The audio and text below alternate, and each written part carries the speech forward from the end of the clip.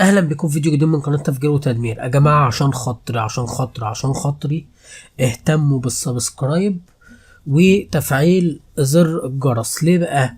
لان يا جماعه الفيس مش مساعدني خالص خالص خالص. دلوقتي الحظر على الفيس بقى بالاسبوع، بقيت بتحذر بالاسبوع. الاكونت الرئيسي انا محظور من كام يوم، ولسه قدامي كمان كذا يوم، يعني تقريبا لغايه اخر الشهر انا محظور من الاكونت الرئيسي. وده اكبر اكونت كان بيجيب لي مشاهدات وكده.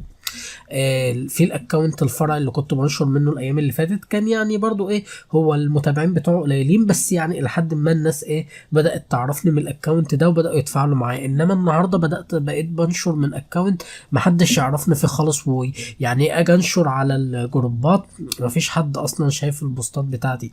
فعشان خاطر يا جماعه، عشان خاطري اهم حاجه فعلوا زر الجرس عشان يجي لكم الاشعارات اول باول، لان فعلا الفيس بقى مشكله بجد. الفيس بقى مشكله.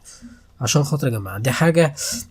وبعدين الحاجه التانية يا جماعه عايز اقولها، آه، يعني لو حتى عنده افكار يا جماعه ان انا اوصل فيديوهاتي غير الفيس، بس محدش يقول لي الممول، لان بصراحه يا جماعه الممول يعني انا ما بعرفش اعمله حلو. دي اول حاجه. الحاجه التانية الممول عايز تكلفه كبيره، يعني فمش بفضل ان انا عن نفسي مره جربت الممول جاب لي، يعني مش عارف في اتلاقيت مكتوب لي في الصفحه بتاعت اللي هو الحساب يعني بتاع المول وكده، اتلاقيت مش عارف 3 مشاهدات خصم عليهم نص جنيه. طب هو انا يعني انتم متخيلين؟ يعني مثلا لو هنفترض يعني ال 100 مشاهده اللي انا بجيبهم مثلا على اي فيديو، في الاول اي فيديو انا بنشره يعني مثلا في البدايات كده يجيب 100 مشاهده، وخلال مثلا كام يوم يبدا يوصل 200 300 مثلا، يعني مش كل الفيديوهات يعني. المهم هنفترض مثلا ال 100 مشاهده هدفع عليهم كام مثلا، يعني مثلا لو قلنا 100 على التلاتة، ادفع 33 جنيه عشان 100 مشاهدة بجيبها بمجرد ان انا انشر الفيديو عادي على القناة، مش محتاج اي حاجة. فيعني مش مقتنع. هي مجزية، بس لمين؟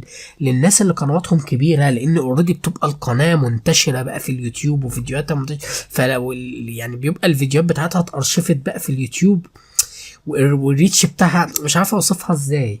يعني بيبقى الوصول للفيديوهات دي اسهل بكتير من يعني فاهم يعني. من الاخر لو قناه كبيره عملت ممول بتشتهر اكتر واكتر بسرعه، انما لو قناه صغيره عملت ممول، يعني انا حاسس في رايي يعني مش هيبقى مجدي قوي.